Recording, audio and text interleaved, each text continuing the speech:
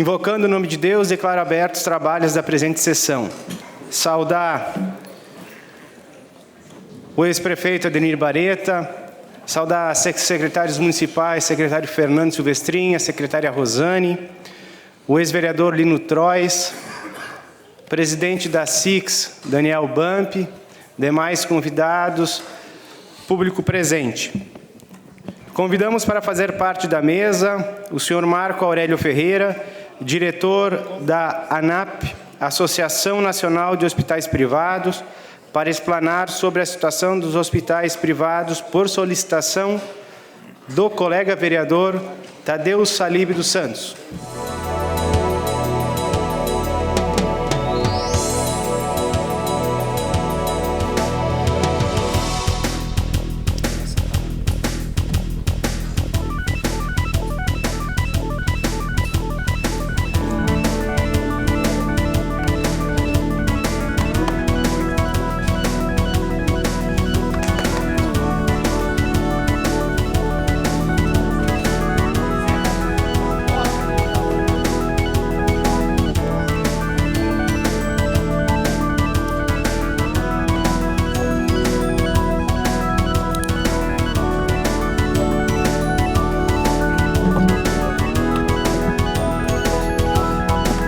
Como proponente deste convite foi o vereador Tadeu Salib dos Santos.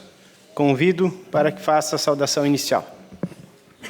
Senhor presidente, senhores vereadores, vereadora doutora Eleonora, quero saudar as autoridades que estão aqui, entre ex-prefeito, ex-vereadores, presidentes de partidos, secretários municipais, secretária Rosane aqui conosco, enfim, a todos que estão aqui, o presidente da SIX, também a Tissa, muito obrigado por estar aqui conosco.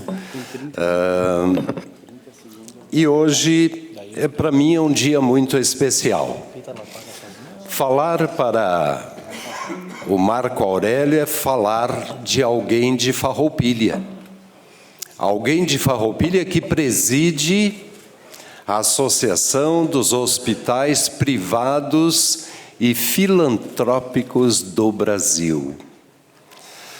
Eu queria dizer, Marco Aurélio, que eu estou extremamente honrado hoje de falar como vereador e particularmente no dia de hoje poder falar um pouquinho da tua pessoa, o quanto da minha gratidão por todas as vezes em que estivemos em Brasília como progressista e lá recepcionados por ti, levando os nossos pedidos à senadora Ana Amélia, aos quais hoje nos reflete a momentos de muita apreensão, aonde nós tínhamos aí a preocupação com a entidade Hospital Beneficente São Carlos e saímos de Farroupilha com um representante de cada partido, com uma única bandeira, HSBC,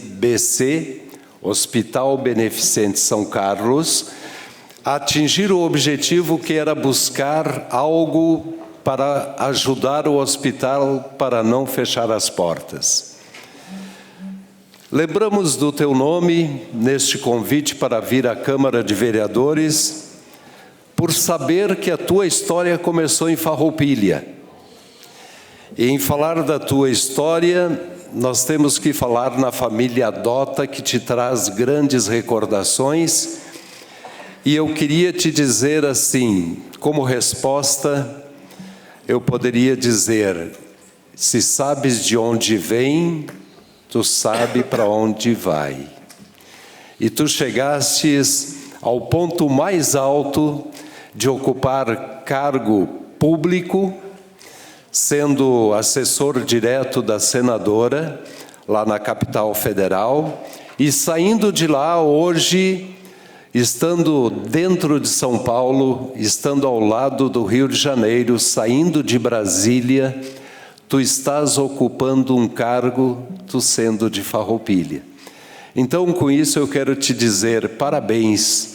Parabéns pelas tuas conquistas e a nossa gratidão por ajudar nós a conseguir as nossas conquistas aqui.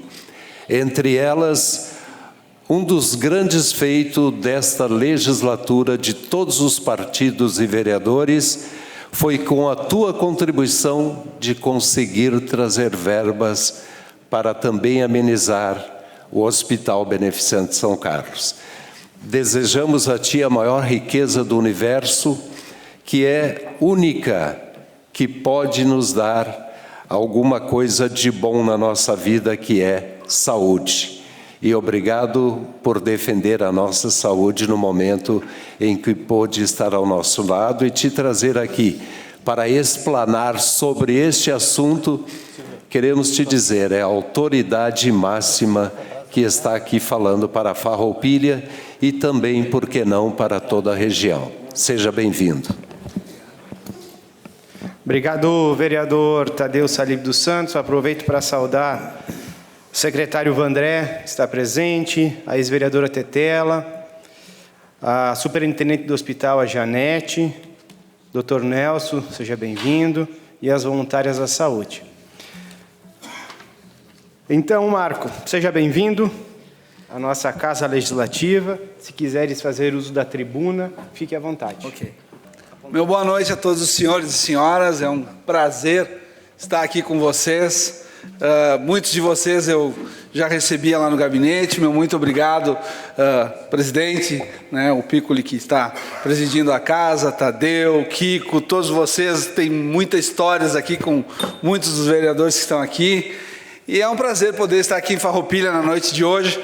Já encontrei até o meu ex-professor, o Lino Trois, que um dia eu quebrei uma vidraça lá no Santiago, uns meses depois ele me chamou para a sala dele e disse: olha, dos outros eu esperava que eles podiam quebrar, mas guri, tu tem futuro, larga de mão disso e vai trabalhar. Então, professor Lino, o professor Luiz, são pessoas que eu sempre trago no meu coração como exemplos bons de vida, pessoas que eu sempre, e eu digo para minha esposa, né, quando eu resolvi fazer uma faculdade, professor, eu quis ser professor, eu quis fazer história. Então, por quê? Porque eu respeito muito a classe dos professores brasileiros e eu acho que a gente só vai mudar um país quando a gente valorizar mais os professores que nós temos. Então, em sua homenagem, professor meu, muito obrigado por tantas conversas e caminhadas que a gente teve. Dizer para vocês que realmente, olha, é para mim um prazer poder estar aqui nessa cidade. Minha mãe está aqui, está sentada lá. E a minha mãe é mãe de 7 filhos, meu irmão que trabalha na prefeitura, o César, minha cunhada, minha esposa que está comigo há 30 anos. Para um menino que casou aos 17 anos, que tinha tudo para dar errado, acabou dando certo aí no meio do caminho. Né? Andei por essas ruas de Farroupilha, trabalhei como o Tadeu bem falou, vendia jornal, vendia 0 hora aqui na banca do Dota, né? Esse foi meu primeiro emprego. Trabalhei no Ruarão, Calçado Ciprana, fui empresário, tentei de tudo. E a vida vai nos levando e o bom é a gente aceitar desafios. Eu trabalhei na Casa Civil, no governo do estado, da governadora Ieda Cruz, por 2 anos. Depois fui chamado pelo Partido Progressista para coordenar a campanha da então candidata Ana Amélia Lemos. Ao final da campanha, ela me convidou para chefiar o gabinete dela lá em Brasília. Foram 8 anos que eu digo que foi a minha universidade, com mestrado, doutorado, e eu aprendi muito. Ao final desses 8 anos, eu tinha dito para minha esposa que eu queria voltar para a iniciativa privada, eu queria experimentar outras coisas. Eu estava dialogando com 4 setores, estava dialogando com o setor da área de combustíveis no Rio de Janeiro, estava dialogando com uma empresa uma multinacional na área de mineração em Minas Gerais, estava dialogando com uma empresa farmacêutica canadense, quando surgiu essa oportunidade que é ímpar para mim. Poder se tornar o CEO, né, o chefe executivo da Associação Nacional dos Hospitais Privados. E uma entidade forte, uma entidade que engloba os grandes hospitais de referência do Brasil. E quando eu fui a primeira vez a São Paulo, e andei ali, vereadora, na Avenida Paulista, eu pensei, mas esses caras com tanta gente aqui em São Paulo, né, e chamar a gente lá no Rio Grande do Sul, chamar Mas é que essa experiência que a gente teve lá no gabinete do Senado foi uma experiência ímpar.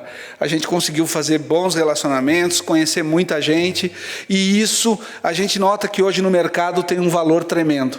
É uma entidade que muito me orgulha de estar à frente dela, e eu vou falar um pouquinho para vocês, né? A ANAP, ela surgiu em 2001 com essa necessidade do setor se ver representado. O setor saúde no Brasil hoje, ele é aquele setor que impacta na vida de todos nós, mas não tinha uma entidade. Nós temos muitos sindicatos, e a ANAP, ela foi criada pelos grandes hospitais de excelência, Sírio-Libanês, Albert Einstein, são os grandes hospitais hoje que fazem serviços de alta relevância e excelência no país. Esses hospitais queriam modificar a saúde, queriam falar em linguagens como indicadores de performance, queriam demonstrar que dentro da saúde nós precisávamos implementar órgãos que falassem mais em qualidade, queria ser uma entidade que pudesse dialogar diretamente com as operadoras de saúde e demonstrar que existe uma força que vem da sociedade. Então se juntou todos os hospitais filantrópicos, porque quando a gente fala hospital privado, nós temos que ter bem claro, hospital privado é tudo aquilo que não pertence ao ente público, que não pertence nem a prefeituras, nem a governo de estados, nem a União.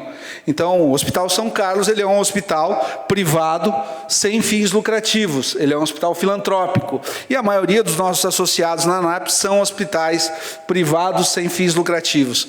Então, a ANAP hoje ela está em todo o Brasil, nós temos hoje 120 associados diretos, mas nós lutamos pela causa dos 6.000 hospitais que existem no Brasil. Esses 120 hospitais, eles são hospitais de excelência e que trabalham agora para modificar a saúde e que impactar nos 6.000 hospitais que existem no Brasil.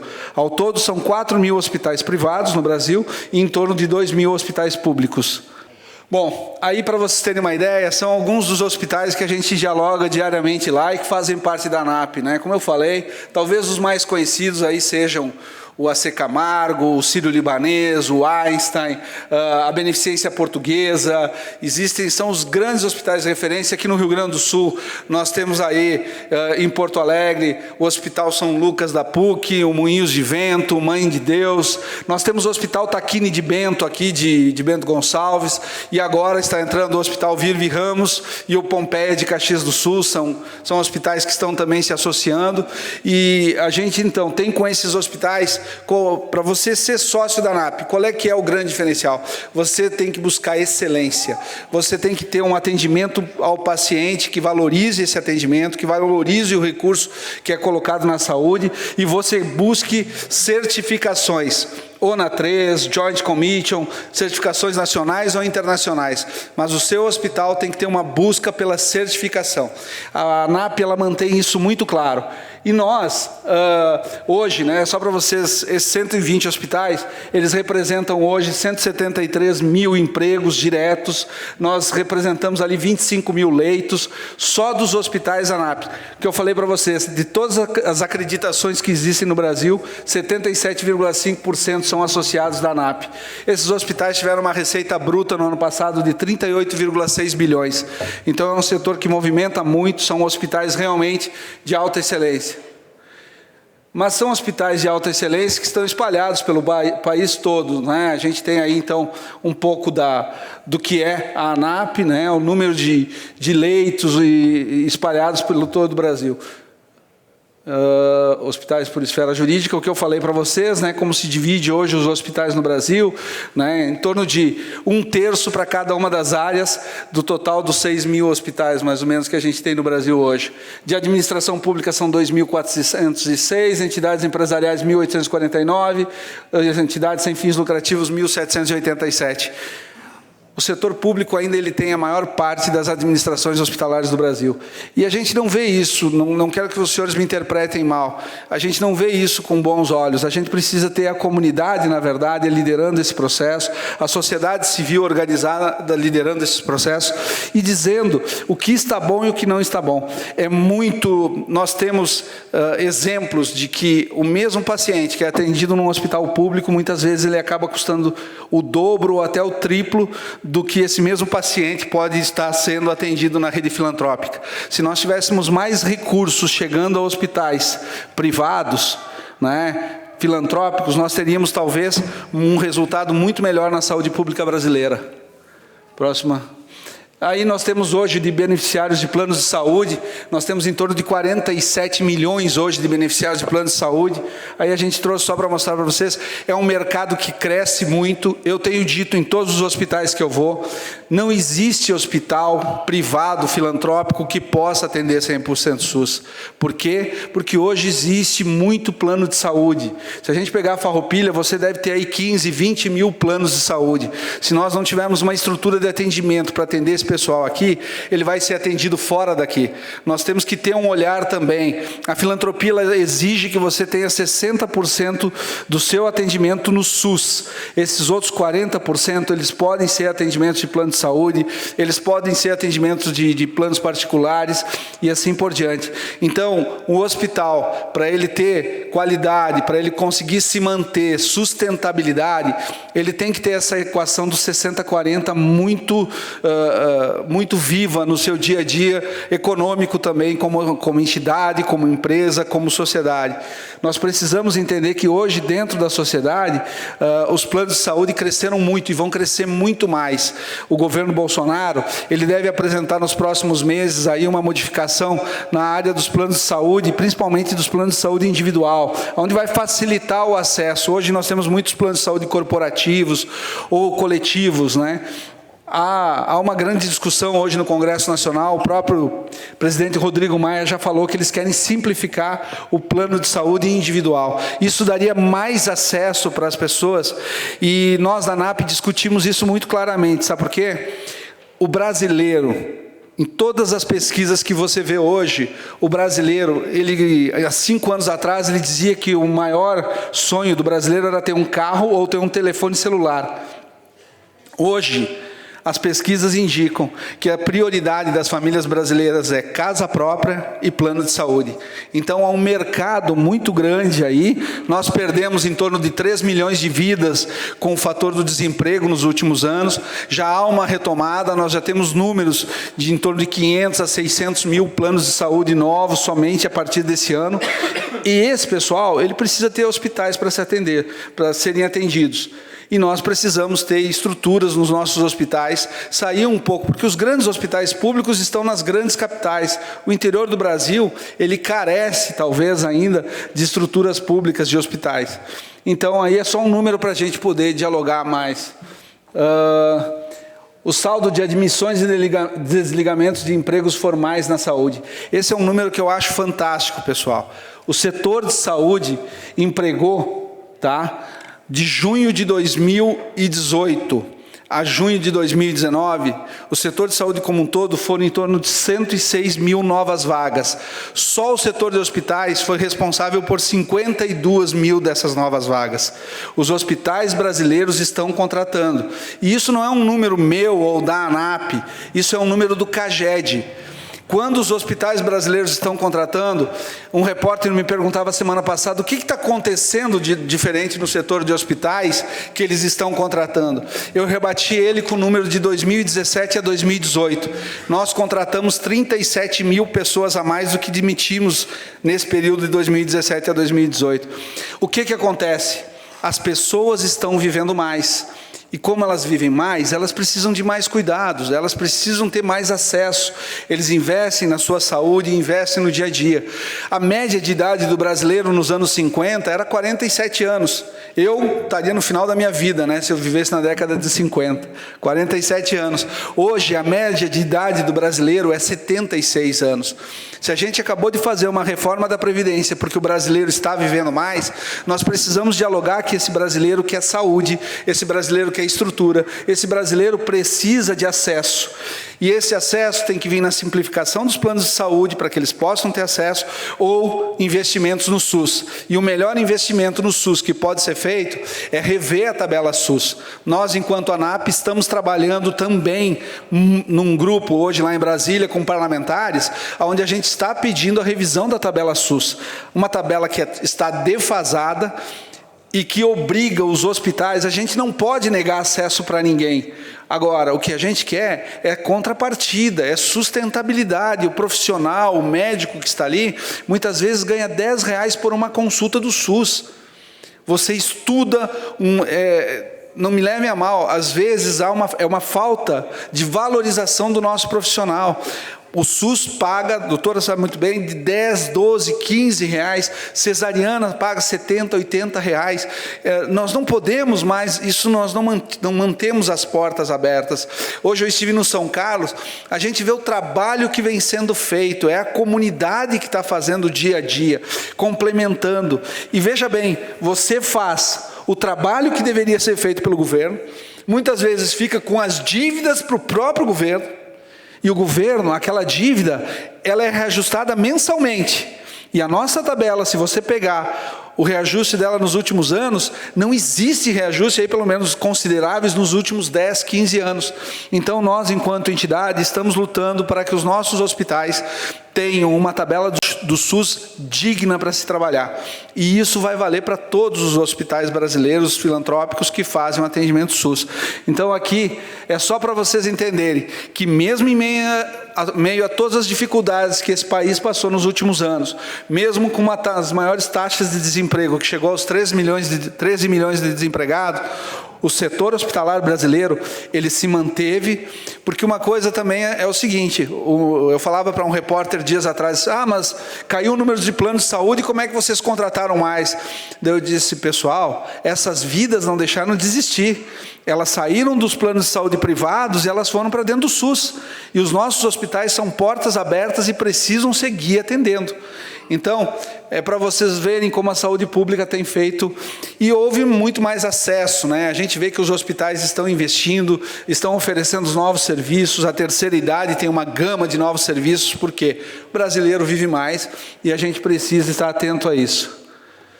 Bom, nós lá na ANAP temos talvez um dos grandes diferenciais que nós temos, e hoje eu comentava para o Daniel Bump, um dos grandes diferenciais que os hospitais ANAP têm é o seguinte, nós levamos aquela fórmula de que o que não pode ser medido não pode ser avaliado.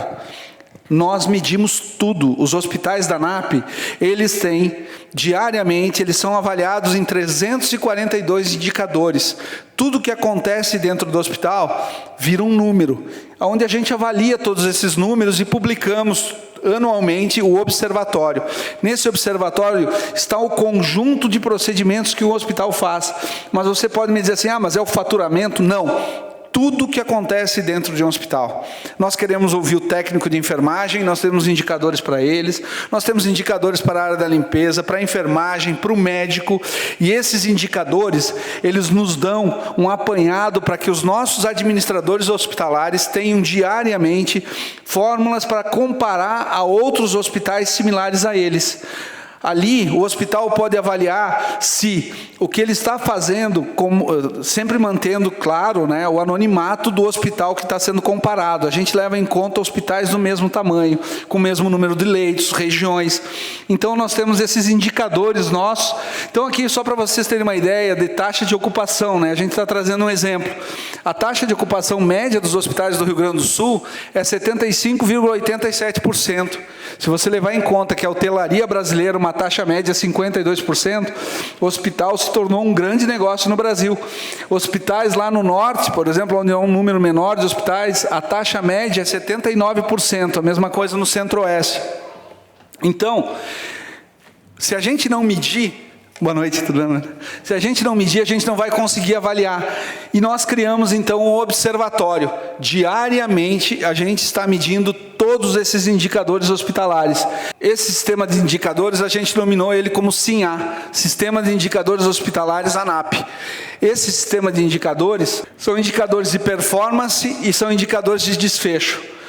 Os performances são dados, eu sempre digo assim, para a gente poder enumerar. Um é da porta do hospital para dentro, performance, tudo que acontece dentro do hospital. E o AISHON, que é o sistema de indicadores de desfecho, que é um novo sistema que nós estamos colocando no mercado, ele é um sistema que vai medir da porta do hospital para fora. Aqueles pacientes oncológicos, pacientes de traumato, a gente quer saber como é que ficou a vida desse paciente depois da experiência dele dentro dos hospitais. Porque, e aí vocês podem dizer assim, mas esse indicador de performance do CIA é novo? Não. Isso já é medido há 12 anos nos grandes hospitais brasileiros. E a gente agora está trabalhando para que isso possa ser levado a mais hospitais. Nós estamos, então, fazendo uma nova plataforma de tudo isso, onde nós vamos abrir gratuitamente para alguns hospitais, para que esses hospitais possam fazer toda essa análise de performance dentro dos seus hospitais. Nós queremos ajudar hospitais públicos, nós queremos ajudar hospitais filantrópicos que não são nossos associados. É uma tecnologia que a gente conseguiu dominar, que a gente tem visto que ela dá excelentes resultados dentro dos hospitais e que muitas vezes os hospitais eles não têm como fazer o seu sistema e com quem se comparar. Então, o que nós vamos estar disponibilizando, e isso foi uma das minhas lutas junto ao conselho da ANAP, que a gente abrisse isso, e hoje eu tive a honra de fazer o primeiro convite a um desses hospitais. Serão 30 hospitais num projeto piloto que a gente terá no Brasil todo, onde nós vamos abrir gratuitamente para que eles possam usar o SINHA. E hoje eu tive a honra de fazer esse primeiro convite ao Hospital São Carlos aqui de Farroupilha, que eu quero ver eles dentro do SINHA, que eu quero ver a gente poder estar fazendo, medindo certos procedimentos, medindo tudo que acontece dentro do hospital e eles poderem se comparar a outros hospitais. Foi muito bem recebido pelo pessoal do Hospital São Carlos, tivemos uma reunião excelente ali de 1h30 e eu entendo que a gente, através disso, vai estar levando o Hospital São Carlos para dentro de um ecossistema diferenciado.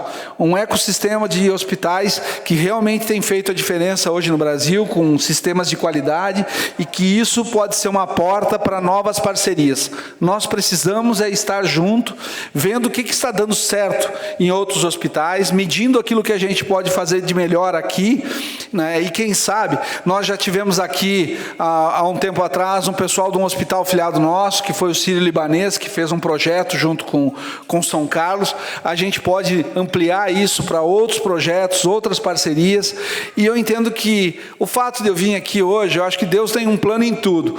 É a gente começar esse diálogo, essa aproximação. É muito bom estar lá, é muito bom ver tudo isso acontecendo, e é melhor ainda ver isso acontecer na terra da gente também. Então, quando eu entro num desses grandes hospitais lá em São Paulo, eu quero que eu vejo lá, aqui para a minha comunidade, que a minha mãe tenha acesso a isso, que meus irmãos tenham acesso a isso, e é isso que eu quero lutar. Se eu puder trazer boas coisas de lá para cá, e isso eu disse hoje ali para a diretoria do São Carlos, contem comigo, naquilo que for possível. Sugeri também ao vereador Tadeu, e quero sugerir a vocês, existem leis que a gente já sugeriu em outros municípios e que beneficiaram muitos hospitais, pequenas leis que fazem coisas fantásticas no dia a dia dos hospitais, e que a gente já vai encaminhar a vocês essas sugestões também. Então, que a gente possa estar construindo. Esse pode ser só um primeiro passo, mas que ele seja um primeiro passo de muito diálogo que a gente possa ter pela frente. O consórcio Ashton que eu falava, ele é um consórcio, então, internacional, ele fala em desfecho, né? Para simplificar, seria da porta do hospital para fora.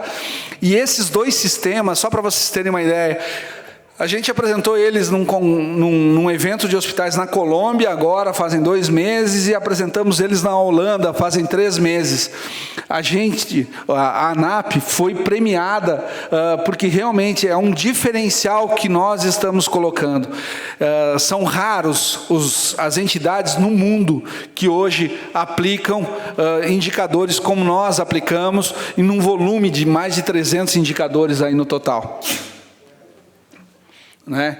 Nós temos também um programa de cotação conjunta ANAP, que a gente busca tudo que os hospitais precisam comprar, né, em volume, e essa compra, depois ela se torna unificada, mas na hora da cotação, a gente cota para 100, 120, e até mais hospitais que queiram participar da cotação conjunta.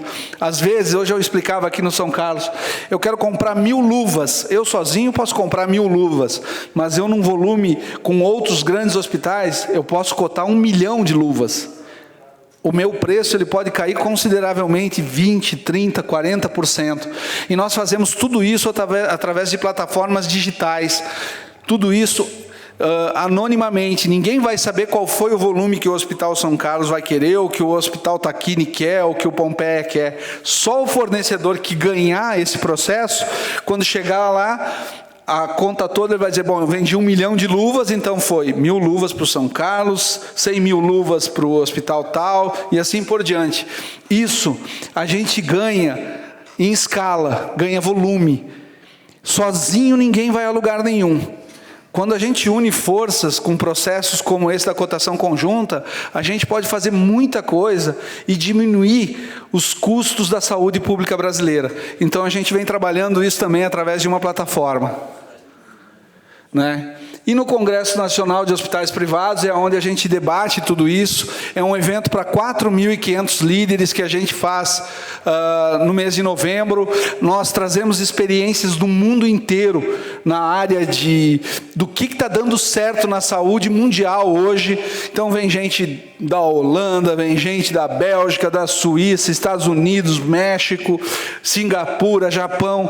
Nós trazemos especialistas na área hospitalar do mundo inteiro para debater o que a gente pode melhorar no setor da saúde pública brasileira. Então, o CONAP é um evento que acontece todos os anos, e esse ano eu estou, então, à frente da comissão, pelo fato de ser o CEO da entidade, e é um evento desafiador. Ele dobrou de tamanho, ele vai acontecer no Transamérica, é um lugar gigantesco. Nós vamos ter lá mais de 10.000 metros de área instalada de evento, temos 100 expositores, e nós devemos ter representações aí de 20 países no evento desse ano. Então é um desafio para mim, que cheguei no dia 20 de fevereiro lá na ANAP, um desafio enorme, né? Estar à frente desse evento. Bom, pessoal, sou o Marco Aurélio Ferreira, quero agradecer para vocês, e como eu disse hoje lá no Hospital São Carlos, a gente está à frente de tudo isso, e graças a Deus é uma oportunidade ímpar, e nada melhor do que poder contribuir com a minha cidade. Muitos dos vereadores que estão aqui sabem da minha forma de trabalhar, sabem da minha forma de atender, de dialogar. Eu sou muito franco e muito transparente. Agora, eu gosto sim de trabalhar pela construção, eu gosto sim de trabalhar pelo bom resultado, e gosto sim de poder ajudar as boas causas. E saio daqui dizendo para os senhores, o Hospital São Carlos é uma excelente causa. Existem sim, essa Câmara de Vereadores pode aprovar e propor projetos interessantes que podem injetar 4, 5 milhões de reais no Hospital São Carlos, com uma pequena lei que vocês podem fazer na comunidade. Nós vamos enviar essa sugestão. Isso já deu certo em outros lugares, a gente já tem exemplos de como isso pode ser feito, como isso pode ser usado, e aqui Farroupilha eu tenho para mim que, até pela força industrial que existe nessa cidade, existe sim grandes possibilidades da gente poder fazer aqui um trabalho bem interessante. Estou à disposição para perguntas, estou à disposição para o diálogo, e quero dizer a todos os senhores, o meu muito obrigado. Vocês não têm ideia da honra que é para mim estar falando aqui nessa noite para vocês. A gente viaja o mundo, e uma vez eu vi um poeta que ele dizia, o homem é uma árvore que anda, mas que por mais que ande, ele precisa se abastecer nas suas raízes. As minhas raízes estão aqui. Obrigado.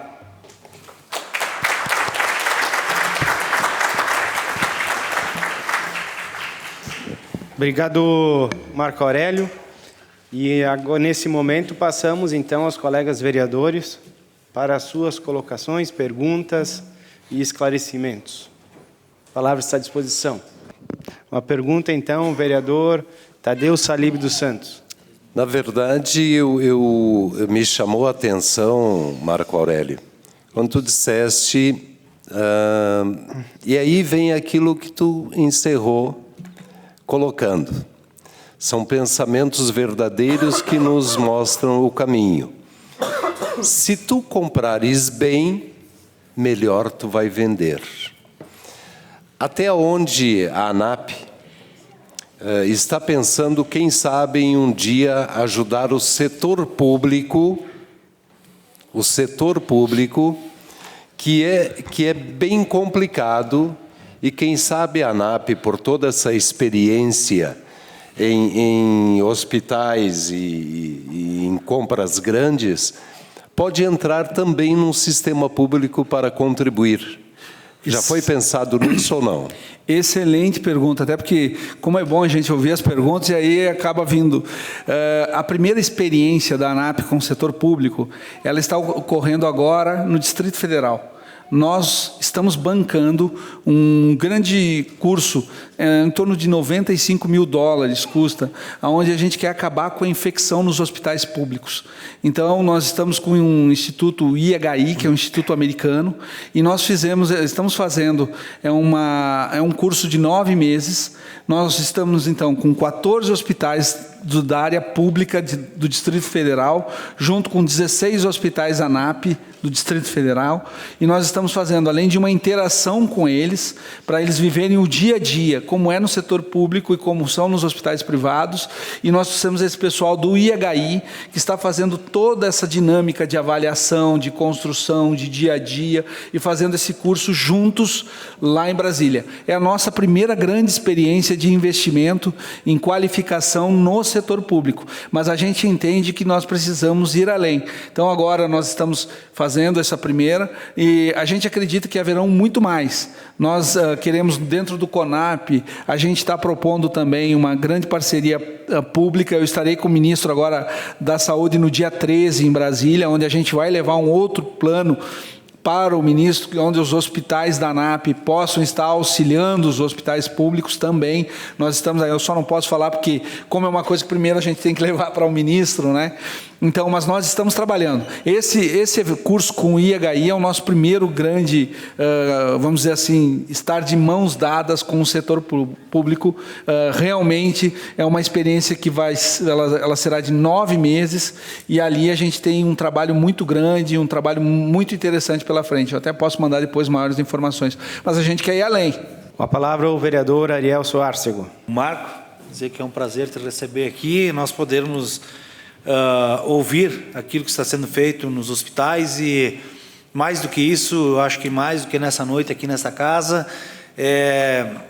dizer que tem algumas leis, é claro que a gente possa fazer essas leis na Câmara de Vereadores de Farroupilha, e que isso possa ser usado também no hospital. Com o cumprimento aqui já o doutor Nelson Molão, que está aqui, parece que representando o hospital, o presidente da SIX, o Daniel, a secretária Rosane, o secretário Silvestrinho, o secretário Vandré, enfim, todas as pessoas aqui, desejar aqui uma boas-vindas ao Silvio, que assume nesta noite, desejar um bom trabalho também. E o que me chamou a atenção foi a questão dos planos privados, mesmo que não seja da parte aqui, mas deve estar no Congresso, e pela tua vivência dentro do Congresso, eu gostaria de ouvir um pouco mais sobre isso. Por exemplo, quem vai ser o administrador desses planos? Quem vai ser, os médicos vão ser associados? Como é que funcionaria isso? E outra questão é, como você vê as emendas parlamentares para que os hospitais possam funcionar? Porque o que a gente vê, e o ano passado foi um exemplo disso, que se não tivessem emendas parlamentares, o hospital teria uma grande dificuldade, principalmente no final do ano. E esse ano não deverá ser diferente. E nós sabemos que as emendas parlamentares em um ano de eleição, em um ano que tudo precisa para ser votado, às vezes os deputados, na persistência ou nas votações, acabam barganhando um pouco, e o presidente abrindo um pouco, ou o ministro, e acaba vindo os valores. Só que neste ano não é assim. Então, pela tua vivência também dentro do Congresso Nacional, para ti, qual o teu sentimento em relação a essas emendas parlamentares? Se tem uma maneira de se encaminhar alguma proposta ou algum projeto que possa vir do governo federal, através não só daquelas emendas normais dos deputados, né, mas de outra maneira, através do Ministério, se tem essa condição. Ok. Muito obrigado pela pergunta. Bom, os planos individuais de saúde é uma discussão que agora as próprias operadoras estão começando a apresentar propostas, e tanto o deputado Rodrigo Maia, que hoje preside a Câmara dos Deputados, quanto o ministro Mandetta, já se pronunciaram sobre essa questão dos planos de saúde, né?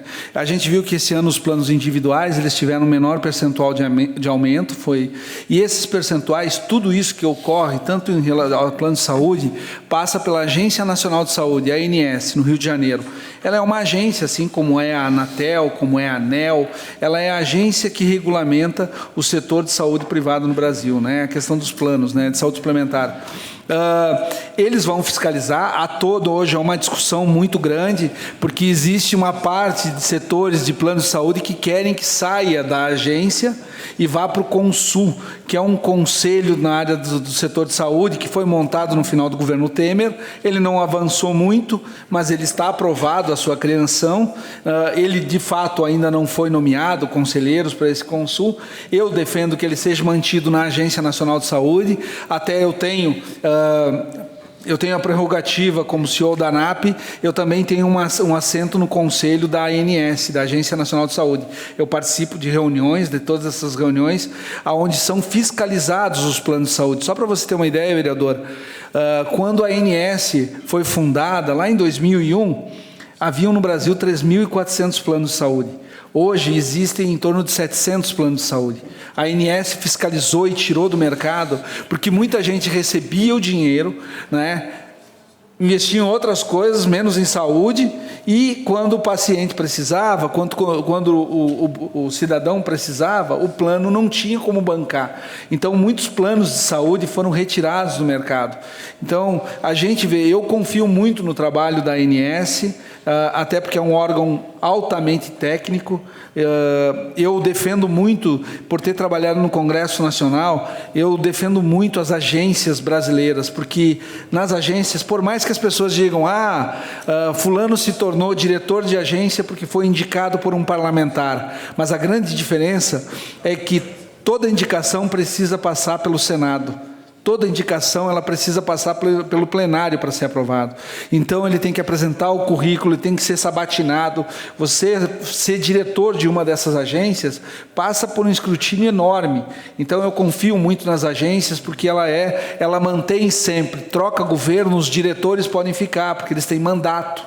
Eles só renovam o mandato se o presidente indicar novamente o nome deles para o cargo em questão. E eles não podem ser indicados mais do que uma vez. Então, ele pode ter um mandato e ser indicado. Então, são mandatos, muitas vezes, de 2 anos, outros de 3 anos, dependendo da agência. Mas a ANS faz um grande trabalho no Brasil e tirou do mercado muitos planos de saúde que não faziam a coisa certa. Por isso que nós descemos aí de mais de 3.000 planos para em torno de 700 planos. O que eu vejo é que vai ocorrer, nós, na região sul, vemos a Unimed muito forte, ela detém a maior parte do mercado.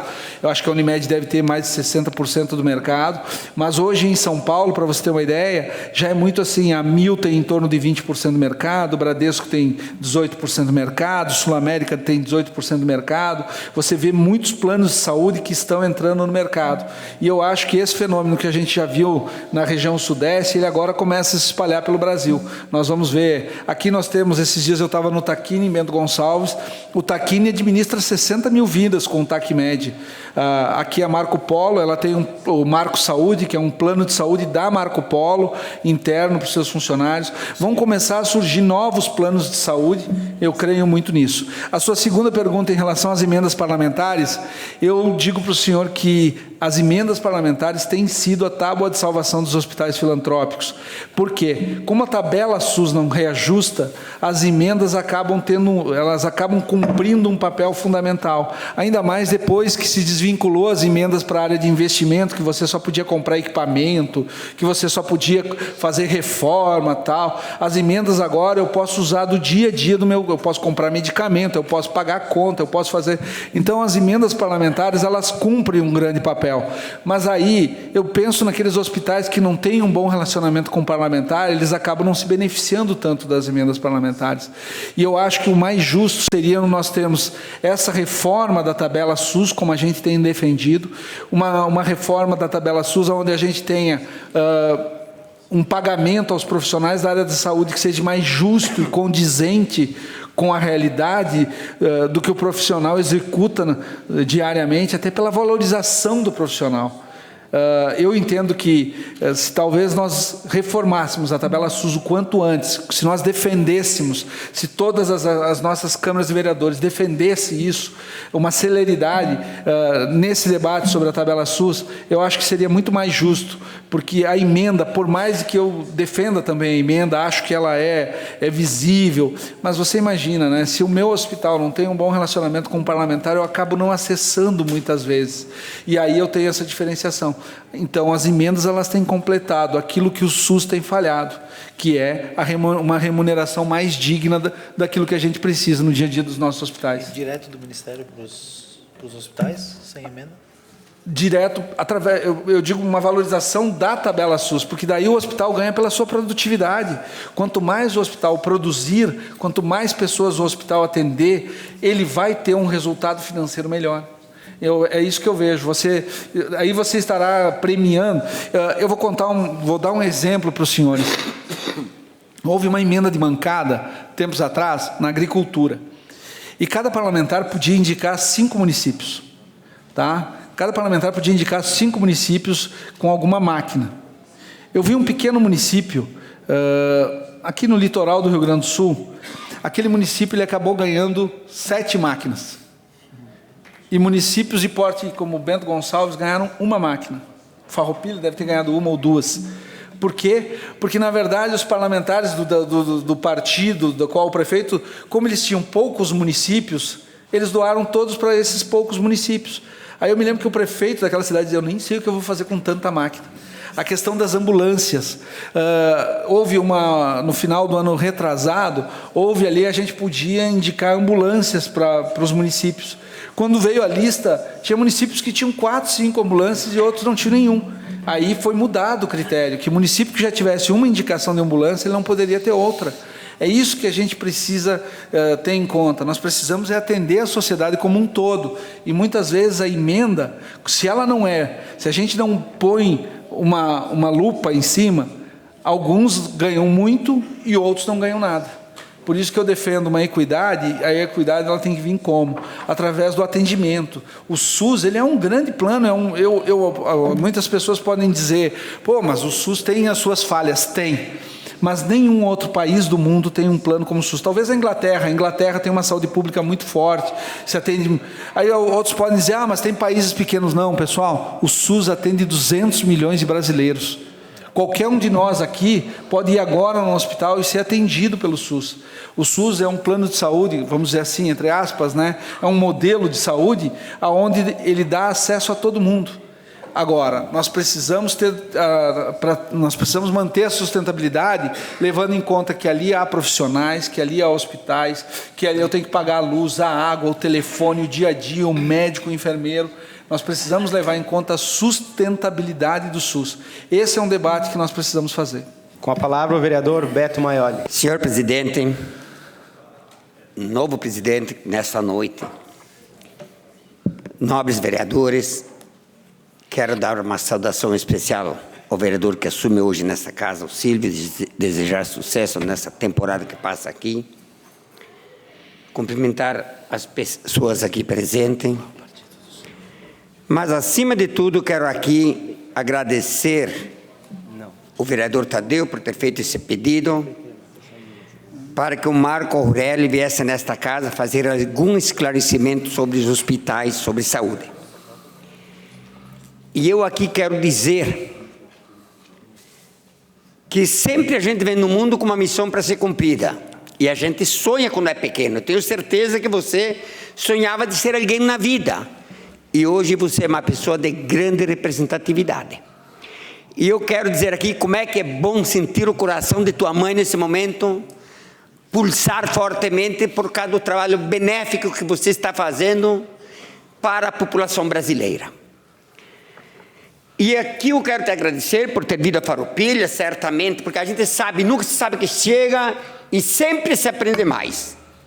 E você certamente veio aqui abrir as portas desse povo de Farroupilha para nós, vereadores, poder ter algum conhecimento de que nós pudéssemos aprimorar trabalhos para em busca de sustentabilidade para a saúde do município de Farroupilha.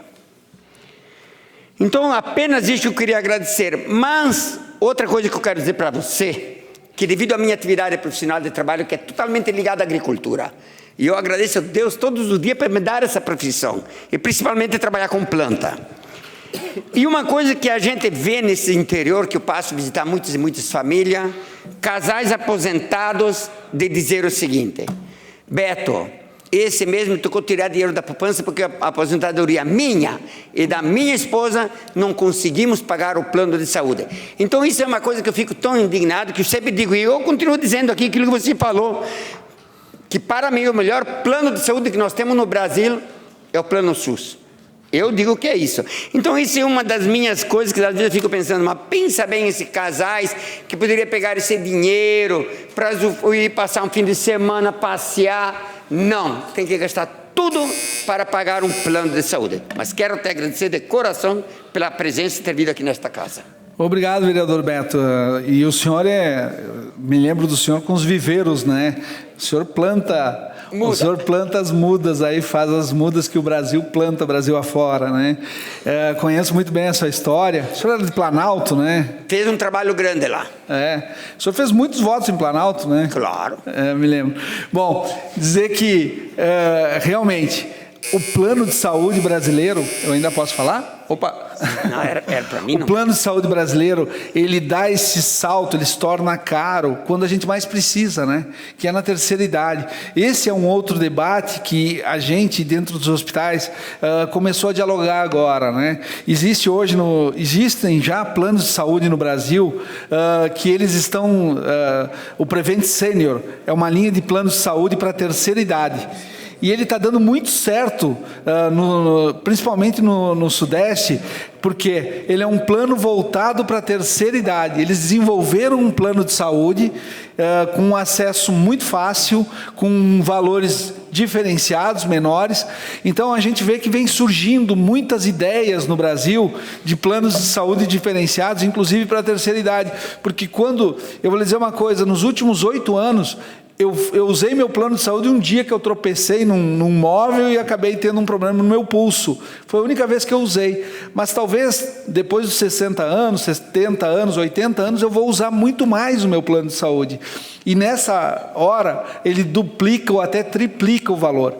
Mas o que eu creio é que o mercado vem se adequando rapidamente e ofertando novas possibilidades. Então, um exemplo que eu lhe dou, esse Prevent Senior, que é um plano voltado para a terceira idade, está crescendo muito.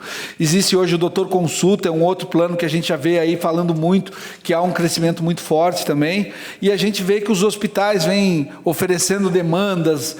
Nós vamos ter uma discussão pela frente muito grande, que é a telemedicina. Existem hoje novas ferramentas tecnológicas e que nós vamos ter aí, o Conselho Federal de Medicina já abriu esse debate sobre a telemedicina, depois ele acabou se recolhendo. Nós temos a questão das especialidades que a gente precisa levar para um país continental. Você não consegue levar um médico especialista para o interior da Amazônia ou para cidades pequenas, e hoje existe já essa possibilidade através da telemedicina, mas tudo isso a gente precisa ouvir os profissionais, precisa ouvir quem faz o dia a dia da saúde pública brasileira e da saúde privada, que são médicos, enfermeiros, técnicos em enfermagem. Eu acho que nós temos o momento, ele é um momento de transformação. Virá muita coisa nova, as tecnologias estão apresentando muitas novidades, principalmente para essas pessoas do interior. Muitas vezes uma senhora ou um senhor ele não tem condição de vir até o médico. E hoje, através da telefonia celular, outras ferramentas, a gente pode acessar a essas pessoas de uma forma diferenciada.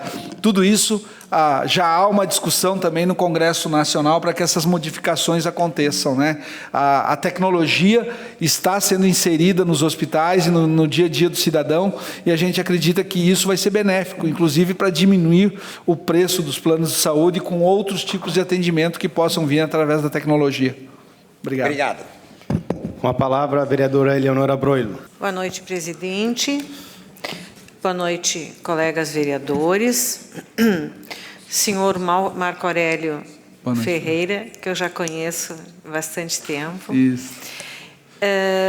Gostaria de parabenizar a dona Eva. Está ali a dona Eva. a dona Eva, sua mãe, e em nome dela toda a sua família que está aqui para prestigiá-lo. A Tetela, o Renato, o Dr. Nelson, a Tissa, Daniel Bampi, os secretários, a Janete, a Beth, funcionários do Hospital São Carlos e todas as pessoas que estão aqui nessa noite. Eu não tenho, na realidade, nenhuma pergunta. As perguntas que eu tinha foram respondidas. Eu tinha algumas perguntas, mas dois vereadores que me antecederam, que foi Tadeu e o vereador Arielson, fizeram as perguntas que eu tinha. Mas eu não poderia deixar de parabenizar. Eu não poderia deixar de te parabenizar pela tua caminhada, pelo teu trabalho, pela tua excelente explanação, que foi muito clara. Eu não poderia deixar de parabenizar a ANAP pelo trabalho que ela tem feito. E, principalmente, também, eu não poderia deixar de parabenizar o Hospital São Carlos pelo trabalho que eles têm realizado, a equipe da Janete, da Beth à frente do Conselho. Eu não poderia deixar de parabenizar essas pessoas, a sua equipe de trabalho, que conseguiram levar o São Carlos, depois de estar praticamente fechado, com as portas fechadas, chegar a ter essa ilustre visita hoje com esse convite. Tenho que parabenizar o Hospital São Carlos. Parabéns, Tadeu, por essa proposta, parabéns ao PP. Eu acho que a gente precisa sempre, a gente não pode nunca esquecer de parabenizar as coisas boas que acontecem. Então, embora sem perguntas, eu preciso lhe agradecer pela sua presença, agradecer pela sua bela explanação. Muito obrigada. Eu que agradeço, vereadora, e realmente a senhora está coberta de razão. Hoje, quando eu entrei lá no Hospital São Carlos, eu não sei se os senhores já fizeram parte do dia a dia de uma diretoria de um hospital. Eu presidi o Hospital Bom Pastor em Ijuí. Eu sempre digo assim que você presidir uma entidade filantrópica, você fica com toda a responsabilidade. Se o salário atrasar, eles não vão lá em busca de um terceiro, né, vereador? Eles vão olhar sempre para o presidente, para quem está dirigindo o hospital, para quem está no dia a dia. Então, eu valorizo muito, muito quem se dispõe a trabalhar a filantropia no Brasil, quem se dispõe a fazer parte do dia a dia de uma instituição como o do Hospital São Carlos, porque eles estão, de todas as coisas que eu fiz da minha vida, eu sempre dizia para os meus filhos, o que me deu mais resultado na minha vida foi ser presidente de um hospital que eu nunca ganhei um centavo para isso. Porque isso é outra coisa que as pessoas precisam saber. Quem faz filantropia, quem participa de diretoria de hospital, não ganha nada. Ganha incumbência, né? As meninas estão ali, elas sabem do que eu estou dizendo. Ganha incumbência, ganha desafio. Mas você ganha muito. Você ganha muito quando vê as coisas acontecerem, quando você vê um resultado mudando, quando uma mãe para você na rua e diz assim, olha, minha filha sobreviveu porque lá no hospital teve quem atendeu. Quando você vê uma pessoa dizendo, olha, meu marido se acidentou e lá no hospital atenderam. Esse é o ganho que a gente pode ver. É as vidas humanas que são salvas, é o dia a dia. Então, quando a gente vê tudo que estão fazendo, e hoje eu participei ali com a Janete, com o pessoal ali, quando você vê que eles estão vencendo etapas, que eles estão avançando, eu vou até arriscar dizer que daqui 3, 4 anos nós vamos ver esse hospital falando de alta complexidade, de 3, 4 áreas de alta complexidade. Nós vamos ver esse hospital falando em construção de nova área para idoso, falando em investimentos. Vai passar essa fase aí. Quando eu presidi o Hospital Bom Pastor, o nosso hospital estava fechando as portas. Era um pequeno hospital de 50 leitos, fechando as portas. Um grupo assumiu lá em 2003 um desafio. Aquele grupo, a gente começou a sonhar, porque eu acho que quando a gente tem um objetivo, nós tivemos uma pessoa que liderou o grupo, chamado o Dr. Sec, e eu me lembro que ele dizia assim, nós não temos dinheiro para pagar as contas do mês, mas nós precisamos sonhar em ter um grande hospital novo, Porque quando a gente sonha grande, a gente vai trabalhar com muito mais afinco para chegar. Eu quero dizer para vocês que em outubro agora, aquele pequeno hospital continua lá com 50 leitos, mas nós vamos inaugurar o nosso novo hospital com 150 leitos, com UTI, com salas de cirurgias novas. Nós compramos um terreno e a partir daquele terreno nós fomos sonhando o hospital que nós queríamos, fomos buscando parceria de Rotary, de Lions, fomos buscando recurso, rifa, campanha do saco de cimento. Chegavam pessoas no hospital com um saco de cimento num carrinho de mão. Eu quero ajudar.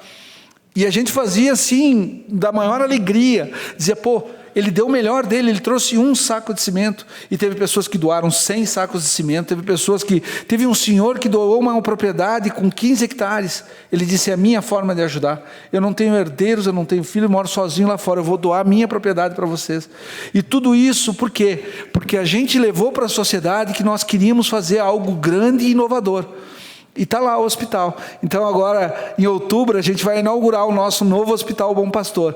E não é só o fato de construir um hospital. O mais difícil não são construir as paredes, é o dia a dia, é a folha de pagamento, é o insumo, é cuidar das pessoas, é ter alguém para receber, é ter alguém para fazer. Então eu digo assim que, hoje eu me senti muito feliz quando eu estava lá dentro do hospital, porque eu vi que elas estão sonhando. Essas pessoas que estão ali estão com os pés no chão, mas estão sonhando alto. Me falaram em alta complexidade, eu gostei de ouvir isso. Me falaram em novos projetos, eu gostei de ouvir isso. E ao final eu pude dizer para elas, contem comigo que eu quero estar dentro disso daí também. Esse momento difícil, ele vai passar. E vocês podem ter certeza que nós vamos ver um Hospital São Carlos muito em breve, falando em outro nível de excelência. Meus parabéns ao Hospital São Carlos e contem comigo. Com a palavra, o vereador Léo Gucci. Boa noite, senhor presidente, colegas vereadores, vereadora Leonora, público presente, nossos secretários, nossa imprensa. Gostaria de cumprimentá-lo, Marco Aurélio. Assim, eu acho que, primeiramente, cumprimentar o nosso colega vereador Tadeu também, né? Porque a gente começar a semana com um assunto desses, um debate desses, é muito importante. E saúde é sempre prioridade. Isso é... Eu digo assim, educação e saúde é prioridade, mas se a gente não tiver saúde, como que a gente vai educar? Então, assim, eu gostaria de saber, na verdade, mais cumprimentá-lo, até pela noite de hoje, e até essa questão da saúde é importante, a tua presença hoje aqui, a gente debater, como você falou que vai estar à disposição de nós vereadores também, porque a gente tem umas demandas muito grandes, às vezes a gente consegue resolver, às vezes a gente está lá incomodando a secretária Rosane, que faz um excelente trabalho, parabéns, secretária. Então a gente às vezes assim não fica de mãos amarradas, né, que a nível estado, então assim, é importante a tua presença aqui hoje para a gente poder estar, os próximos dias, estar te procurando, aí de repente buscando alguma ajuda, né? Claro. Buscando ideias, projetos, que é muito importante para a nossa saúde, né? E assim, até estava conversando com o colega vereador Oda aqui, a gente poderia deixar um pouco mais claro para nós a questão de como é que funcionam os critérios para ser associado. Critérios, valores dos hospitais. Uhum. Bom, vereador, que bom que o senhor me lembrou, a secretária Rosane está aqui, o prefeito Clayton me ligou, ele me disse que estaria fora, não poderia vir aqui, ele me explicou até o motivo, né? Obrigado pela sua presença. Dizer que hoje na ANAP, os critérios de elegibilidade, né, para você se tornar um sócio da ANAP, é você buscar uma certificação, um reconhecimento que você está em busca de um sistema de qualidade. Hoje no Brasil existe a ONA, que ela te acredita, ela diz, olha, o teu hospital está em busca de tal, existe ONA 1, 2 e 3. Eu acho até que o São Carlos, num período lá atrás, trabalhava essa questão das zonas. Hoje eu conversava com o pessoal, e eles estão hoje já em busca disso tudo. Nós, dentro da ANAP, queremos ajudar eles com o SINHA, que é o nosso sistema integrado, que a gente avalia aí todo o dia a dia do hospital. A gente quer dar um primeiro passo com eles e posteriormente, mas a gente quer trazer o São Carlos para viver esse ecossistema de hospitais diferenciados. E aí, com o passar do tempo, eu tenho certeza que o São Carlos acabará sendo um dos hospitais ANAP. O nosso grande, o primeiro grande como é que eu vou dizer assim, a primeira porta de entrada são as certificações, né? Os hospitais ANAP precisam ser hospitais que buscam certificações de excelência. Então agora o São Carlos ele está ajeitando a casa, ele vai entrar no nosso SINHA e a partir disso eu tenho convicção que logo logo nós veremos ele também nessas certificações todas, né, Janete? Como conversávamos hoje à tarde. Obrigado. Eu que agradeço, vereador. A palavra continua à disposição dos senhores vereadores. Com a palavra, o vereador Sidnei Catafesta. Senhor presidente, neste momento em exercício, Fabiano Piccoli, cumprimentar Vossa Excelência, a mesa, em especial o amigo Marcos, que está aqui visitando a terra natal, sua mãe Eva, seu irmão e toda a sua família que está aqui te prestigiando. Obrigado, Catafesta. Os nossos amigos que estão nesta noite, os amigos da área da saúde, que por muito tempo fiz presente ao Hospital São Carlos e levo essa bandeira, me formo este ano numa pós em administração hospitalar, vendo a realidade dos hospitais, né, que o Marcos vem vivendo agora a nível Brasil. Ela vem de norte a sul com a mesma realidade que os hospitais vêm passando, uma dificuldade tremenda, mas que de linha de frente tem pessoas que remangam as mangas e tocam o barco para frente. E no nosso município, o nosso atual governo vem dando esse amparo, vem investindo, porque cabe sim aos municípios este aponte, este investimento, aonde a Constituição deixa bem claro que o dever também é da União e do Estado, mas a maior fatia cai para o município. Então, dizer a ti, Marcos, a tua vinda traz horizontes de outras ideias para nós aqui, te desejar um profícuo trabalho, agradecer cada vez que nosso município, cada um desses parlamentares ou os nossos representantes do Executivo estivemos lá em Brasília, junto à Ana Amélia, agradecer esse carinho, essa atenção dada por Farroupilha. Sei que você tem o berço aqui, mas nunca deixou de atender igual todos os municípios gaúchos. Então, o que você vem hoje colhendo é o fruto que tu plantou lá no passado. Esta pessoa, eu quero te desejar um trabalho maravilhoso e que tu possa, assim, buscar Farroupilha mais uma vez debaixo dos braços, junto com todos, buscarmos um apoio maior ao Hospital São Carlos, nossa única casa de saúde que vem se mantendo e, graças a Deus, por nenhum dia, nenhuma hora ela fechou as portas. Isso é importante. Tivemos noticiários, tantos outros hospitais no Rio Grande do Sul ou no Brasil que fecharam, não conseguiram se manter nessa crise tremenda que o Brasil vive e enfrenta, mas aqui a gente tem aí se mantendo. Agradecer a presença da secretária Rosane, que está aqui representando o Executivo, uma batalhadora na área da saúde, meu ex-secretário colega André, meu ex-colega, e os demais que estão aqui, o Jorge, que vem visitando, de Garibaldi, visitando a cidade, os familiares do nosso vereador que assume hoje. Te desejar, Silvio, um profícuo trabalho e conte conosco aqui nesse período que estamos aqui na Casa Legislativa, Casa do Povo. Marcos, parabéns, sucesso sempre, conte conosco. Obrigado, Catafesta. Catafesta, um amigo, eu brincava assim, né, Piccoli? O Piccoli também já esteve com a gente. Eu dizia, os nossos clientes do gabinete, né, eram vereadores, prefeitos, então a gente recebia. Para nós não tinha bandeira partidária, né, era o Rio Grande do Sul, porque o Senado, um senador, ele representa o Estado, né, então a gente recebia todo mundo com a mesma forma. Dizer para você que você tem razão mesmo assim quando você fala, olha, muitos hospitais fecharam as portas. A gente precisa olhar também que, na verdade, a saúde ela mudou. Hoje ela tem muita tecnologia embarcada, tem muita... Hoje, se você for dentro de um hospital como o São Carlos e você vê o que há de tecnologia lá em todas as áreas, muitos hospitais não comportavam essa dinâmica tecnológica. Então, quando a gente vê, às vezes, notícias dizendo, diminuíram o número de leitos hospitalares no Brasil. Não, os leitos eles vão migrando, né? Um pequeno hospital ele não consegue manter um determinado serviço. Então, esses hospitais realmente acabam fechando, mas outros hospitais aumentam a sua linha de serviço. Se você vê a estrutura que o Hospital São Carlos tem, ela é gigantesca para um município como é Farroupilha. Você ocupa ali, eu acredito, não fiz essa pergunta, mas eu acredito que ele deve ter em torno de 120, 130 leitos, né? Mais ou menos isso, né? Ele é um hospital que para uma população... E a gente tinha, antigamente, aqui tínhamos o Hospital Cibele, né?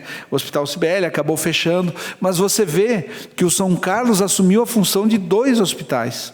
né? E ele faz esse serviço, ele tem uma demanda tecnológica, e cada dia mais o que nós vamos ver talvez sejam menos leitos e um aparato tecnológico, serviços médicos.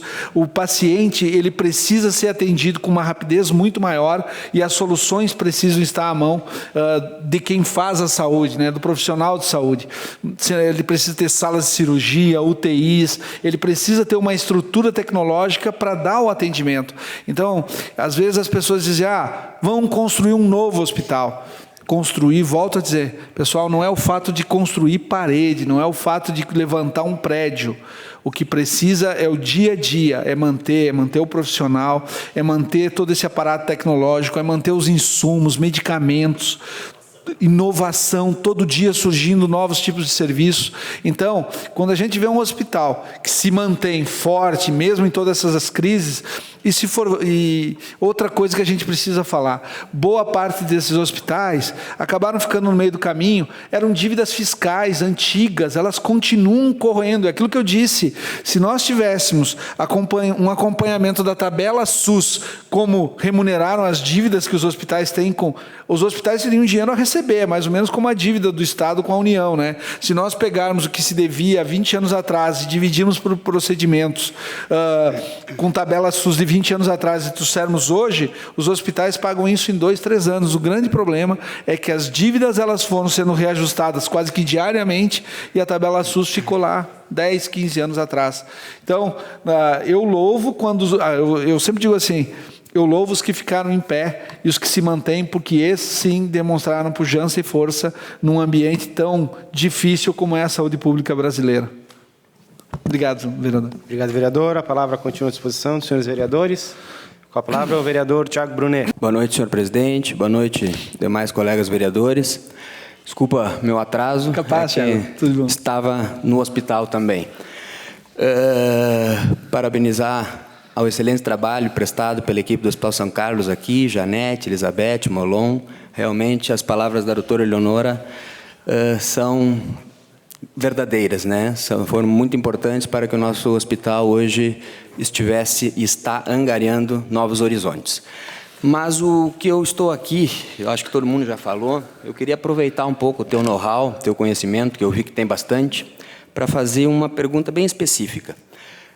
Tu falaste bem aí que o nosso sistema é talvez o melhor sistema de saúde do mundo, né? Cláusula pétrea da nossa Constituição, terceira. Pela acessibilidade, né? E que é baseado no sistema inglês, que é o sistema beveridgeano, né? Deve ter estudado já, sim. Né? Vem da raiz do nome. Só que na Inglaterra, ao contrário do Brasil, eles usam 12% do orçamento em saúde, e nós usamos 4%. Então nós temos um problema do SUS que é na raiz, né? Na essência, na gênese. Nós temos um sistema que é para todo mundo, só que o orçamento é para quase ninguém.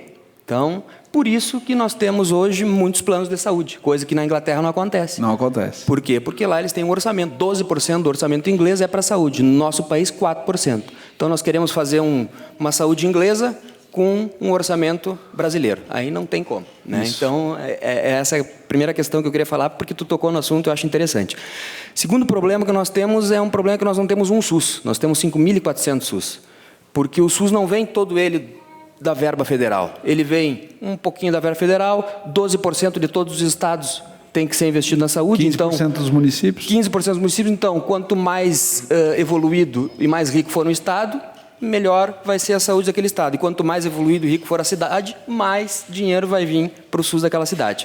Então, nós temos aí um problema também de gênese, que eu acho, né? Se quer fazer o SUS, eu acho que o dinheiro tinha que vir todo federal para que todos fossem contemplados, se nós não tivéssemos essa diversidade de SUS que existe no nosso país.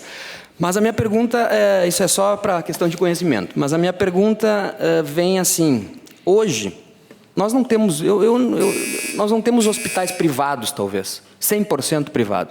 Todos os hospitais dão um jeito, na lei, em alguma situação, de pegar uma verbinha federal. Esta é a verdade. E a minha pergunta é bem simples, é uma curiosidade que eu tenho. Nós temos hoje 2 hospitais ditos privados no país, muito fortes, que são o Sírio-Libanês e o Albert Einstein. Isso. E esses 2 hospitais, eu tenho certeza, eles só estão abertos porque tem dinheiro público lá dentro. Eles são filantrópicos, né? Os dois. Mas a filantropia eles fazem através de outras atividades, não lá dentro, muitas vezes, no hospital. Né? Então, eu queria ver assim, a minha pergunta é assim, pelo teu know-how, pelo teu conhecimento, primeiro, hoje talvez 80% do dinheiro de saúde vai para os grandes hospitais, então esse dinheiro não está descentralizado. Se nós pegar aqui no Rio Grande do Sul, 80% da verba federal e estadual talvez está lá na Santa Casa, em Porto Alegre. Então, se tem algum projeto, se tem alguma visão daqui para frente para descentralizar um pouco essa verba. E a segunda questão, quanto do dinheiro que tem do orçamento e receita do Sírio-Libanês e do Albert Einstein é público? Só para nós ter uma noção do dinheiro que vai para esses hospitais. Eu não sei se o senhor estava aqui quando eu mostrei uma tela, né? Hoje nós temos em torno de 6 mil hospitais no Brasil, em torno de 2.400 desses hospitais, eles são hospitais públicos que pertencem à União, estados, municípios. Nós temos aí, daí se divide em torno de 1.800 hospitais que são totalmente privados, pertencem a capital privado, e existem em torno de são 1.746, 1.796, são hospitais privados sem fins lucrativos, que são os filantrópicos, né? Sírio e Einstein estão nessa linha, né? O Sírio, ele pertence à Associação das Mulheres, ele foi uma associação de mulheres árabes que fundou ele, e o Sírio-Libanês, dentro da filantropia, ele faz investimentos em áreas, e existem parcerias tanto do Sírio quanto do Einstein, hoje com prefeituras, existem aqui mesmo uma parceria que houve com o Hospital São Carlos, eu acho que ele foi alvo do PROAD, que era um investimento onde o PROAD fazia o investimento dessa filantropia que o Sírio teria que desembolsar, e ele faz esse investimento. Nós, dentro da ANAP, nós não discutimos o PROAD porque eles são de associados nossos, né? O Sírio e o Einstein são associados. Nós temos 120 hospitais e temos 4 hospitais que fazem parte do PROAD. Mas o PROAD, ele tem hoje, eu acho que o PROAD tem uma ação hoje em pelo menos 2.000 municípios no Brasil. Eu não domino esses números do PROAD porque não é uma coisa que eu tenha isso muito na minha cabeça, porque não é algo da ANAP.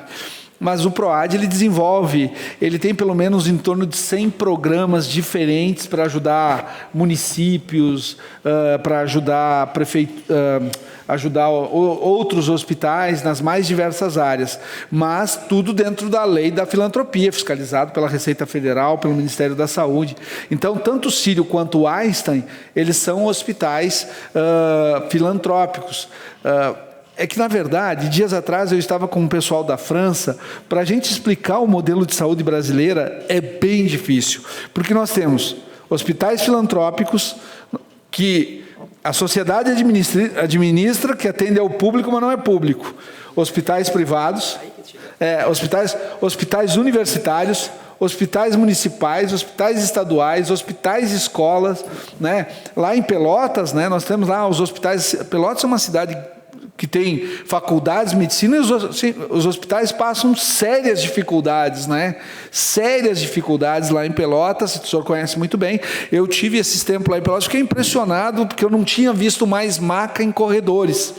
E eu vi lá em Pelotas, isso me parecia uma cena que eu pensava assim, olha, aqui no estado, por mais difícil que a saúde está, nós não vemos. E Pelotas tem uma séria dificuldade, era um hospital até, eu acho que é o PA, administrado pela fundação lá. E aí eu conversei com a prefeita, inclusive na época, a gente tentou ajudar e tal, mas é uma cidade que tem uma dificuldade na área da saúde muito grande. E aí eu vou te dar outro exemplo, que eu sei que tu também esteve lá, tu pega a pequena Tenente Portela, né? E nós temos lá... Como? Sobra dinheiro. Sobra dinheiro na pequena Tenente Portela, que buscou a Mirna, ela buscou várias especializações, buscou ela com a força dela, né? Por isso que eu digo que a sociedade, ela buscou lá, eles na verdade se tornaram referência de várias áreas, lá o pessoal de Juí tem áreas lá em Tenente Portela que é referência, então é um pequeno município que com a força, e é um hospital filantrópico, né? Então eu vejo assim, eu já participei de debates onde agora, por exemplo, na reforma da Previdência e na reforma tributária, alguns parlamentares nos chamaram porque eles queriam acabar com a filantropia. Dentro dessa linha, né? Mas hospital tal isso, hospital tal aquilo. Olha, pessoal, o hospital filantrópico ele é fiscalizado de ponta a ponta, qualquer centavo. O que eu acho é que se há desvios ou se há alguma coisa que não está muito, que a sociedade não tenha entendido, nós precisamos colocar luz em cima desse debate. Eu já vi hospitais, a gente já viu coisas acontecendo com santas casas, no Rio de Janeiro teve um exemplo de dívidas enormes, a própria Beneficência Portuguesa em Porto Alegre teve um problema. Nós precisamos colocar luz sobre o que ocorreu e que trouxe até esse momento. Eu volto a dizer também que o que nós precisamos entender é que nós viemos de um momento onde por anos a gente vê os hospitais sofrendo com uma tabela SUS que ficou defasada e, ao mesmo tempo, multas, juros sobre impostos que a gente não consegue pagar e que muitas vezes é o próprio fundo de garantia do trabalhador. Quer dizer, eu estou fazendo um serviço que o governo deveria fazer, eu estou pagando para isso e eu sou multado ainda quando eu não consigo. Então, na verdade, o que nós precisamos é discutir um modelo de filantropia brasileiro, onde a gente salte de 4% de investimento para os 12%, talvez, como é o exemplo lá. Doutor, se o SUS tivesse seguido a linha inicial, hoje nós teríamos talvez 9% ou 10%, porque 9% do PIB brasileiro está na saúde. 4,5% no SUS, 4,5% está em outras áreas da saúde suplementar e tal, mas a gente precisa discutir esse modelo, e nós estamos propondo essa discussão no Congresso Nacional. Agora, o modelo da filantropia, ele também é um modelo que deu certo no Brasil, e eu acho assim, é um modelo onde a sociedade pode participar, e tem inúmeros exemplos aí que são, a gente está falando da pequena Antena em Portela, que o senhor conhece, né? E que eles conseguiram lá ter um hospital de excelência numa cidade que tem 27 mil habitantes, 25 mil habitantes, né?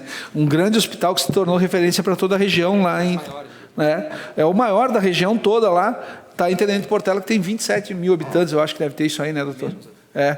E a Grande Pelotas passando por dificuldades e tal, mas isso vem muito dessa gestão, do se unir à sociedade, de trazer a sociedade para dentro do hospital, de pôr luzes em cima de todo o debate. Muito obrigado pela sua pergunta.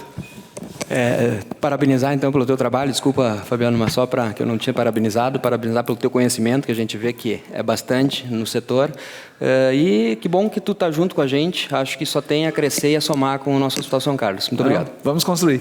Obrigado, vereador Tiago. A palavra continua à disposição dos senhores vereadores. Então, Marco,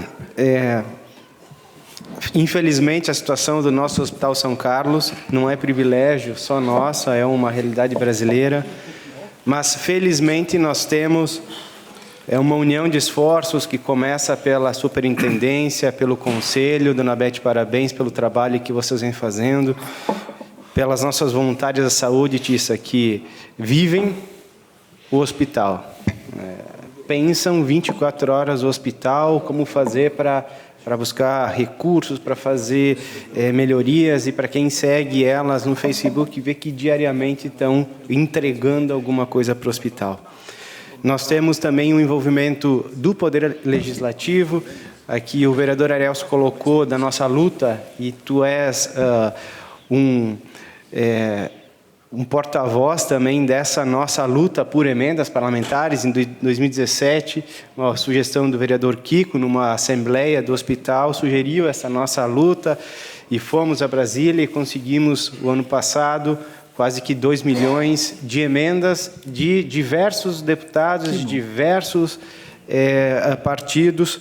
As nossas brigas na consulta popular, que eu ouvi a entrevista de vocês hoje, de que chegou o equipamento, uma briga, né, Sandra, com o Isidoro Zorzi, lá, Janete, que foi uma briga de dedo, né, para conseguir maiores recursos. Então, nós temos a participação dos poderes constituídos.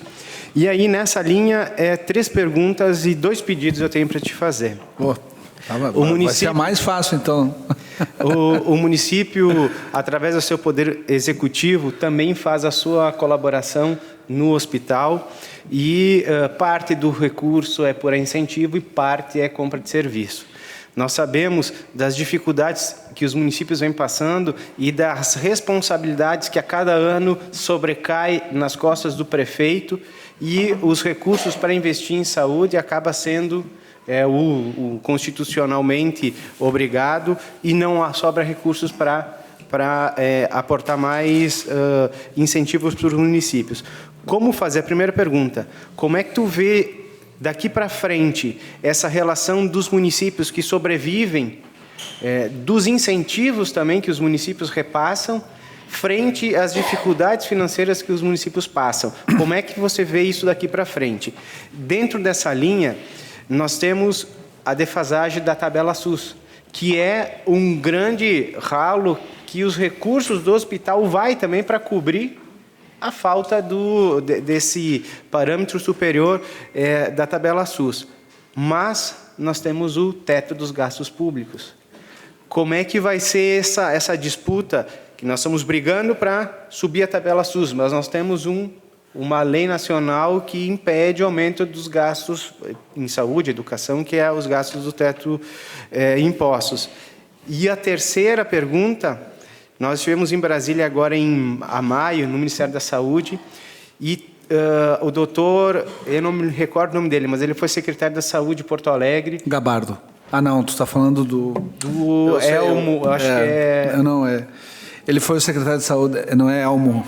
Erlo. Dr. Erlo comentou que ele tinha, uma das missões dele era fazer um estudo nacional sobre a situação dos hospitais por causa da sua baixa taxa de ocupação. Então, nós temos hospitais pequenos com uma sobra de leitos e hospitais grandes com falta de leito. Mas toda a cidade quer ter o seu hospital. Então, nós temos que ter uma visão de nação e a secretaria dele estava fazendo esse estudo para unificar e trabalhar de forma regional. Se você tem conhecimento de como está esse estudo no Ministério da Saúde. Então, essas são as 3 perguntas e 2 pedidos. O primeiro pedido esse ano a bancada gaúcha destinou recurso da emenda gaúcha para hospitais, fundo que é fundo estadual, e o nosso hospital ficou de fora.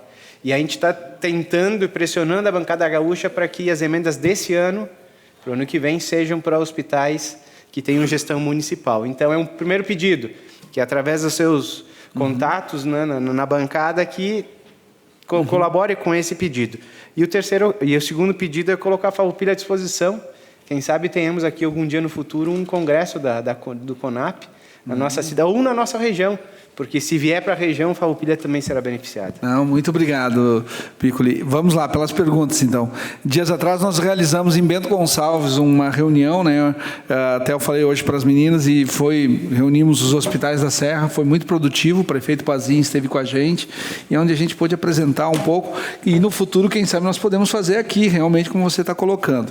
Agora, sobre as emendas da saúde, eu fui um dos grandes defensores lá atrás, sobre as emendas da bancada, quando eu estava no Congresso Nacional, como chefe de gabinete da senadora, eu sempre disse para os hospitais que nós deveríamos colocar essa emenda de bancada, ela deveria ser anualmente para a saúde.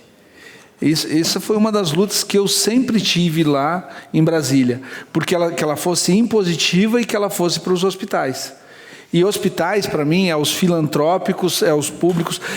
Eu sou um pouco contra, o doutor deu uma saída agora, mas quando você vê, por exemplo, tem um hospital, o GHC de Porto Alegre, ele já é um hospital público, tem um orçamento de 3 bilhões de reais, tá? Que é o Hospital Conceição, né? Ele já tem um orçamento enorme, já é público, e ele ainda tem recebido emenda da bancada. Então, fica realmente difícil você ver isso. Teve um ano que teve uma emenda na bancada, acho que foram de 60 milhões. Eu disse, isso você pode dividir em 50 hospitais, 40 hospitais, e dar 150, 200 mil reais para cada hospital. Então, eu defendo, sim, que a gente tenha um olhar sobre quanto desses recursos estão indo para os hospitais filantrópicos e para fazer o dia a dia, e quanto é o governo mandando para ele mesmo. Porque os hospitais públicos já têm orçamento votado anualmente, onde esses hospitais já recebem dinheiro público. Os hospitais públicos já têm esse dinheiro. Então, eu acho que essa emenda da bancada, ela tem que ser os hospitais filantrópicos, porque os públicos já estão dentro do orçamento da União. Nós, hospitais filantrópicos e outros hospitais, é que precisamos entrar. Quando nós não estamos, quando tem uma oportunidade como a emenda da bancada. Então, ter essa diferenciação é uma das coisas que eu digo para os senhores lutar. Sobre, vou de trás para frente, você falou sobre a questão da lei do teto. Realmente, a lei do teto, ela foi votada, eu acho que é um avanço para o Brasil, mas a lei do teto, ela era muito clara. Eu vejo um país, quando ele tem, e aí talvez alguns podem discordar do que eu vou dizer, mas a lei do teto, ela estabeleceu tetos para algumas áreas, a saúde ela tem alguma flexibilidade, mas quando nós vemos que a saúde tem uma flexibilidade e ela fica com um maior volume, e quando a gente vê uma reforma da Previdência que acabou de ser aprovada, e o próprio governo fala em 1 trilhão e 930 bilhões de economia, quer dizer que se vai economizar de um lado, esse dinheiro vai ter que aparecer do outro lado. E se ele vai aparecer do outro lado, eu quero que ele seja investido naquilo que é prioritário para o brasileiro. Já que eles elevaram o meu nível a minha idade para me aposentar, me dê qualidade de vida. Então, se o brasileiro vai economizar, se o Brasil vai economizar com a reforma da Previdência, que haja investimento. É a hora da gente começar também a tratar sobre isso. Se o governo fala tanto em 1 trilhão, né, com a reforma da Previdência, 900 e poucos bilhões, vamos começar a dialogar aonde haverão investimentos desse recurso que será economizado. Aí a gente pode ter uma visão diferenciada sobre a lei do teto, porque, na verdade, se eu economizo, o meu orçamento eu aumento. Se diz que eu tenho que gastar X em saúde, como o doutor acabou de falar, eu preciso dizer, opa, joga para dentro esses 900 e poucos bilhões que você falou que vai economizar, e vocês vão ver que melhora muito a situação da saúde no Brasil como um todo. A tabela do SUS, nós estamos lutando, porque eu continuo acreditando, como eu disse antes, ela leva equidade, ela leva hospital que produz muito, recebe mais, hospital que produz pouco. E esse é um outro grande problema que nós temos no Brasil. A gente fala num número, nós temos 200 e poucos milhões de habitantes, e nós temos aqui 6 mil hospitais. Olha bem. A Holanda, eu estive com o embaixador da Holanda há uns 10 dias atrás, e o pessoal da área da saúde da Holanda. A Holanda tem 70 milhões de habitantes e tem 80 hospitais. A Holanda tem 70 milhões de habitantes e tem 80 hospitais. Mas são hospitais grandes, estruturados, gigantescos. Uma sociedade não se move, o embaixador me dizia isso, Marco, não é o número de hospitais, é a qualidade que esses hospitais têm. E eles lá têm um sistema misto, tem plano de saúde e tem investimento do governo.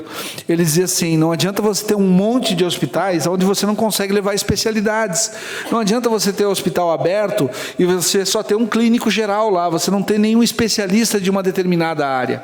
Então, esse é outro ponto que nós vamos precisar rever no futuro. Se nós queremos uma saúde forte, nós precisamos regionalizar. O Hospital São Carlos vai ter que lidar com algumas especialidades, vai ter que ter ali um diferencial e alta performance naquilo que ele está fazendo. O Hospital de Bento vai ter outras, de Caxias outras, e assim por diante. Uma vez apareceu um hospital de uma cidade próxima aqui e eles tinham construído 20 leitos de UTI. E eles queriam que o SUS reconhecesse os 20 leitos de UTI. Eu me lembro que eu fui até o SUS e na época o pessoal do SUS disse, olha, nós não podemos trazer esses leitos, porque eles fizeram e não conversaram com a gente. Nós temos sobra de leitos de UTI naquela área ali. Eles deveriam ter investido em outras áreas que nós temos deficiência. Eles teimaram em investir em leitos de UTI. Eu não posso contratualizar porque me sobra leitos de UTI naquela região. Então, o que nós precisamos ter é muito claro, quando um hospital for crescer ou quando ele for escolher a linha de serviço, é saber se já não existe na área algo similar. Não adianta eu querer fazer coisas que na área já existem. E aí eu sobreponho os serviços e eu vou ter toda uma estrutura montada e não vou ter nem SUS, nem outras áreas para estar dando o atendimento que eu deveria dar, né, doutor? Então, nós precisamos verificar se esses pequenos hospitais eles conseguirão sobreviver a essa nova área tecnológica da medicina que vem por aí, ou se nós temos que, na verdade, regionalizar um pouco mais as nossas estruturas, investirmos aí em especialidades naqueles hospitais que têm condições de manter algumas especialidades, nós falar em média e alta complexidade em hospitais que tenham condição de ter média e alta complexidade, porque não adianta. Eu me lembro que eu trabalhava no gabinete da senadora e um dia me apareceu um determinado hospital, ali do centro, perto de Santa Maria, e ele me disse, não, nós vamos ter lá, nós vamos ter ali alta complexidade nisso, e eu disse, você já tem profissionais na cidade para isso? Ele disse, não. Daí eu disse, mas nós vamos fazer o hospital, a prefeitura vai investir nesse pessoal. Vocês precisam ter um profissional, vocês precisam dialogar com o Ministério da Saúde se existe um campo para isso. Ah, mas a gente vê que tem fila lá para determinados equipamentos. Pessoal, mas às vezes tem fila porque é para manter a dinâmica daquele equipamento em funcionamento, né? Eu tenho talvez uma fila de um dia, 2 ou 3, ou pode ser uma semana, coisas que são normais. Mas isso não quer dizer que você tem um nicho para fazer um investimento desse tamanho. Começaram a fazer a obra, esse dia eu passei por lá, estava lá parada a obra. Então, essa é outra resposta que eu quero te dar. Nós precisamos verificar se a regionalização comporta pequenas estruturas hospitalares. Hoje eu dava um exemplo para as meninas que eu fiquei impressionado com o hospital em Salvador, que tem 50 leitos e um faturamento enorme, mas 30 dos seus leitos eles colocaram para UTI, porque havia uma necessidade de UTI. Aí o mercado absorveu. O mercado foi lá e completou todos esses leitos de UTI. Essa dinâmica em cada região ela é diferente. Numa região falta uma coisa, na outra tem sobreposição. Então, nós precisamos também estudar essas dinâmicas da área da saúde, o que a região precisa. Numa região as pessoas vivem mais, você tem que investir, né, em áreas onde possam atender essas pessoas mais idosas. Em outras regiões nascem mais, você tem que investir em pediatria e assim por diante. Então, cada região tem uma dinâmica local que a gente precisa estudar. E os incentivos, em que área você fala incentivo? A filantropia, muitos municípios, eu me lembro de prefeitos que eles diziam assim, Marco, eu já atingi o teto constitucional de gastos do município, eu não consigo mais contratar determinados serviços de saúde, porque eu já estou no teto ali. Isso eu ouvi de muitos prefeitos. O Bento Gonçalves é um exemplo de um município que ele atingiu o gasto com a folha de pagamento e ele não podia contratar mais profissionais na área da saúde e ele acabou, na verdade, contratualizando com uma fundação, né? Acho que era a Fundação Araucária na época, e ele acabou trazendo para cá para que ele pudesse ter profissionais. O Hospital Einstein, né? Você citou antes, ele administra vários postos de saúde em São Paulo, né? Tem aquela rede de Corujão da Saúde, que é só para te dar um exemplo, no município de São Paulo, que são postos de saúde administrados pelo Hospital Albert Einstein. Eu creio, e aqui eu vou dar uma visão, né? Uma opinião do Marco Aurélio, que no futuro os hospitais vão ter que assumir outros serviços, né? Nós lá no Bom Pastor, no hospital que eu fui presidente, nós assumimos os CAPs, né? Nós assumimos 3 CAPs no hospital. Por quê? Porque nós já tínhamos uma estrutura hospitalar, que nós tínhamos lá toda uma área de dependentes químicos que a gente tratava, de doentes que precisavam de atendimento psicossocial, né? E nós administramos, encampamos 3 CAPs para o município, dentro do hospital. Eu creio que esses exemplos a gente vai ver, talvez aí, eu já vi hospitais assumindo UPAs, eu já vi hospitais assumindo postos de saúde, e eu acho que o futuro, até pela tendência de que a gente vai ver que a folha vai bater no teto constitucional, conforme vai passando os anos, a gente vai ver, uma das saídas será essa parceria muito mais forte entre municípios com os hospitais das suas cidades e regiões, né? Eu vejo que os hospitais vão ter ainda mais esse desafio pela frente de poder ajudar e contribuir em parcerias público-privadas para fazer o atendimento necessário. Passamos então agora ao vereador Tadeu para que faça as considerações finais. Presidente, se o Arielso mexer naquele botão ali, eu vou atirar essa xícara nele. Mas eu achei que ele ia botar 10 minutos lá, mas está tudo bem, está tudo bem. Última perguntinha, Marco Aurélio. Aqui na Câmara é bom porque a gente diz na frente, assim, né? Vou tirar essa xicrinha aqui. Última pergunta. Tua esposa é de onde? Minha esposa é de Ijuí. De Ijuí. De Ijuí, foi ela que me levou para lá. Olha só, que fantástico. Bem, Marco Aurélio, eu vou falar mais com o coração.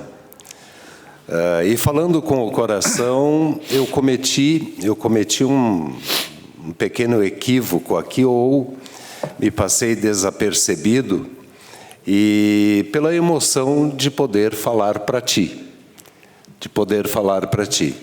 Quando foi feito o convite e que confirmaram a tua vinda aqui, eu já estava me preparando psicologicamente, porque tu sabe o quanto eu gosto de ti, o quanto eu te admiro pelo teu trabalho, pela tua maneira correta de ser e a excelência com quem você trata as coisas e cumpre com aquilo que tu promete. Eu acabei não citando aqui o Silvio, que está chegando nessa casa hoje. Então, a minha desculpa aos familiares, né, que eu não citei. Hoje eu não citei como de início, mas farei isso na sequência sempre, prometo isso. Seja bem-vindo, Silvio. Eu queria agradecer aqui a presença da dona Janete, da dona Beth, da Tissa. Eu queria agradecer de uma forma muito especial a dona Eva, a dona Eva por estar aqui nessa noite, e eu quero lhe dizer, dona Eva, que, pelo que eu sei, é a primeira vez que o Marco Aurélio está vindo aqui, pelo menos neste ano, e no ano passado e no ano anterior. Mas eu imagino o seu coraçãozinho hoje, olhando ele como filho presente aqui na Câmara de Vereadores e a senhora ouvindo ele. Ao mesmo tempo, eu perguntei para o Marco Aurélio de onde era a esposa dele. Se justifica Ijuí ser tão grato a ti pelo que tu construiu lá, com incentivo de quem te ama muito e tem em ti uma verdadeira inspiração pela felicidade. Que vocês continuem sendo felizes, tá? Torcemos muito por vocês. E dizer, Marco Aurélio, que tu deixou aqui hoje uma sensação para nós, assim, extremamente boa. Por todo o esforço da Janete, da dona Beth, também das nossas meninas trabalhadoras do hospital, que a gente sabe o quanto elas trabalharam, que são as voluntárias, de todas as pessoas que acreditaram, e hoje o bom é que nós temos a televisão mostrando isso. Eu queria dizer a toda a comunidade de Farroupilha que talvez em algum momento, nós venhamos até vocês para dizer assim: vamos concretizar o sonho de quem trabalhou, e o Marco Aurélio falou muitas vezes, ele trabalhou pelo Hospital de Ijuí sem ganhar um centavo, e é uma realidade hoje. Muitas pessoas poderão nos ajudar a concretizar o sonho das voluntárias, da direção e das pessoas que levaram críticas enquanto trabalhavam noite após noite, dia após dia, para que o hospital ficasse aí. Então, eu quero dizer que a comunidade vai chegar no momento em que vai lembrar de ti, Marco Aurélio, um momento muito especial. A tua presença aqui engrandece a Câmara de Vereadores, e eu desejo que tu tenha a maior riqueza do universo. Essa é única, e é isso que eu te desejo durante toda a tua caminhada. Muita saúde, amém, porque nós precisamos muito de ti, tá? Como ser humano de coração grande que tu é. Obrigado, senhor presidente, e obrigado, Marco Aurélio, pela tua presença aqui. Obrigado, vereador Tadeu. Então, Marco, agora as suas considerações finais, por favor.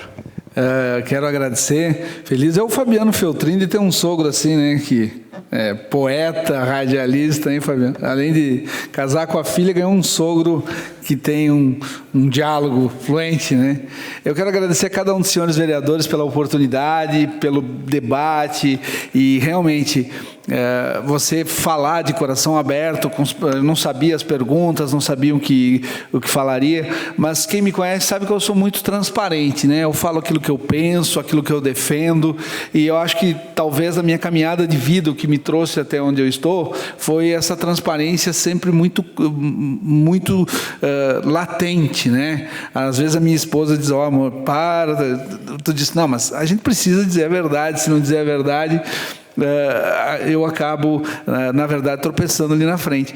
Então, eu saio hoje daqui realmente com uma visão muito legal do que eu vi lá no Hospital São Carlos. Eu volto a dizer, quem faz o dia a dia de um hospital filantrópico, quem ajuda como voluntário, para mim, se o voluntariado no Brasil fosse mais valorizado, ao menos como fosse respeitado, né? Muitas pessoas, porque nós somos muito rápidos na crítica, mas a gente demora a participar de algo. A gente levanta e vê um hospital como esse e pensa quantos 1000 atendimentos são feitos por ano ali dentro, quantas 1000 pessoas passam ali. E às vezes você chama para criar um grupo com 10, 20 ou 30 voluntários e é difícil você conseguir um grupo ali que esteja sempre junto. Então, parabenizar o Hospital São Carlos, volto a dizer, estou à disposição, Beth, Janete, estou feliz de estar aqui. E dizer para os senhores que levarei pela minha vida a lembrança dessa noite aqui como uma das melhores lembranças da minha cidade de Farroupilha. Digo que Ijuí manda no meu coração, porque me deu a esposa, que estou com ela há 30 anos, e me deu 2 filhos lindos, uma filha com 26 anos, casada, que mora em Porto Alegre, um filho que mora lá, estuda em Brasília, com 21 anos, e que agora botou na cabeça que o sonho dele é ser vereador, quer entrar na política. Eu disse, filho, não serei eu que vou te tirar essa vontade. Se tu quer voltar para a tua terra e fazer algo por ela, eu acredito que a Câmara de Vereadores é um bom espaço para você começar a debater mudanças. Eu respeito muito o Legislativo, porque são vocês que caminham no dia a dia da cidade. Silvio, você que está chegando aqui hoje, meus parabéns. Eu acho que você é a Glória, que o Silvio está substituindo, não? Presidente. O presidente. Tá. E a Glória é vereadora? Eu não vi a Glória hoje aí também. E eu queria dar um abraço na Glória, porque quando eu era menino eu levava o jornal lá na Glória, ela era minha cliente. Não que eu seja tão novo assim, né? Mas também conheço a Glória há muito tempo. Então, deixar um abraço, Silvio, para você, para todos os outros vereadores.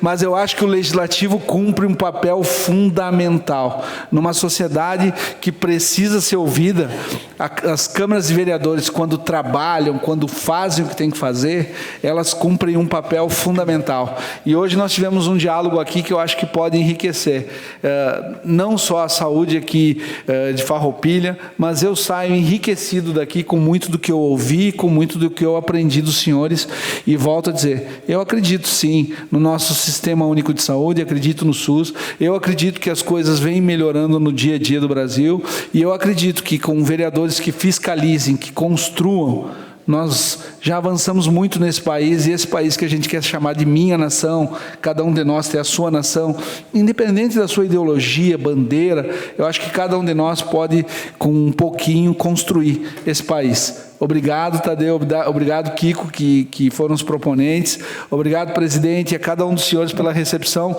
Eu me senti acolhido aqui hoje à noite, tá? Muito obrigado e contem comigo sempre. Uma boa noite a todos vocês.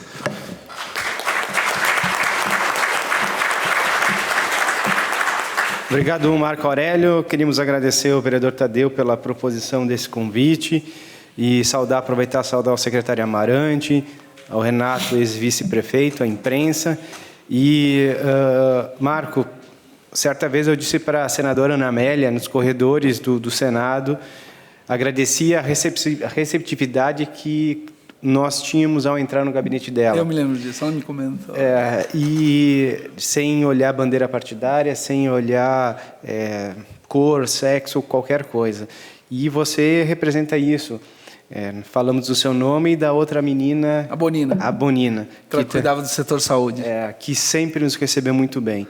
E esse reflexo daquele trabalho que você tinha com todo mundo é o reflexo da sua vida. Então, nós agradecemos a presença mais uma vez.